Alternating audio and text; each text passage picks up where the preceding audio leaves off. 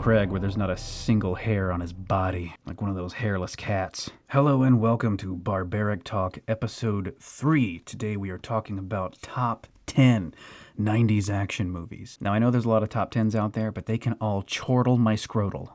This is the one. Air Force One nosedives into number 10. This movie was made back in the day when you could actually imagine the President of the United States fighting Russian bad guys, and now he would probably just collude with them, I guess. Get off my plane. Nobody can get you off this plane better than me. Believe me, it'll be fantastic. We're gonna put on some parachutes and you can jump out safely. We'll get you a charter plane anywhere you want to go. Shut up, man. GoldenEye electromagnetically pulses into number 9. In 1995, Pierce Brosnan brought back James Bond to the big screen 6 whole years after Timothy Dalton's License to Kill in 89. Not to knock Dalton, I enjoyed Timothy Dalton as Bond. I just feel like Pierce Brosnan was the perfect James Bond. My name's Bond. James Bond. Sexy, manly, hairy, shaken, not stirred, with just a splash of misogyny. No more foreplay. Let us not forget that this film also brought us GoldenEye 64. Face swapping and rope-a-doping into number 8 is Face Off and Broken Arrow. Woo! That's right, these two are tied with a John Travolta twofer. Ain't it cool? Both directed by the great John Woo, featuring 2 white guys fighting each other the entire time.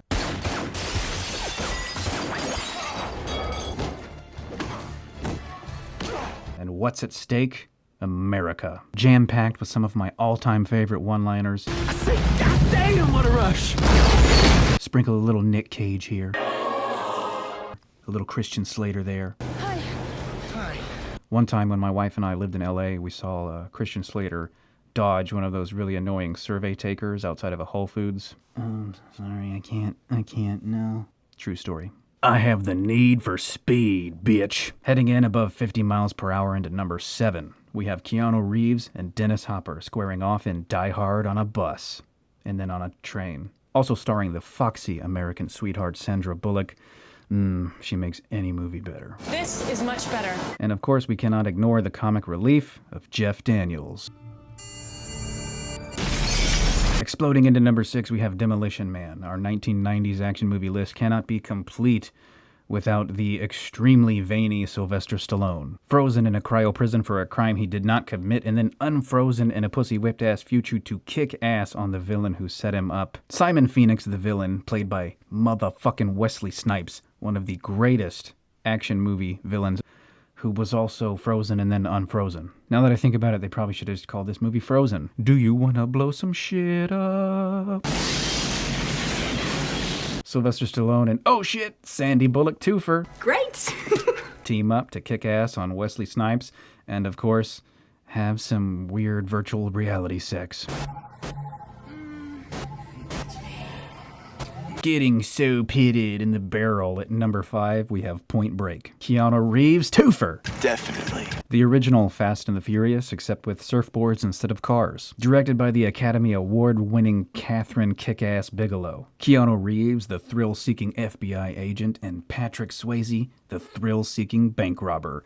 Paul Walker and Vin Diesel. Surf, love, and fight their way through this action-packed extravaganza of hot, wet dudes and foxy ladies. Slow-motion explosioning into numero quattro, we have The Rock. Directed by Michael Bay. Nobody fucking likes you, but thank you for the kick-ass movie. Starring 1960s James Bond, Sean Connery, and straight-to-DVD movie actor Nick Cage. Nick Cage twofer. That's class. FBI nerd and English spy team up to take down Ed Goddamn Harris and his rogue Marines before they launch chemical weapons at San Francisco from Alcatraz prison. California gets saved a lot. I think the next movie's going to be about raking the forest. Liquid metal oozing into number 3, we have Terminator 2, Judgment Day. I know I'm going to get some shit for not having that at number 1, but fuck you. James Cameron hits it out of the park again by sending the Terminator back once more, this time to protect. Come with me if you want to live. More like, come with me if you want to kick some fucking ass. Not much else needs to be said about Terminator 2 Judgment Day. we can all just completely forget about Terminator 3. Talk to the hand. Floating taxi car smashing into number 2, we have The Fifth Element. Welcome to a future where we just build shit on top of other shit.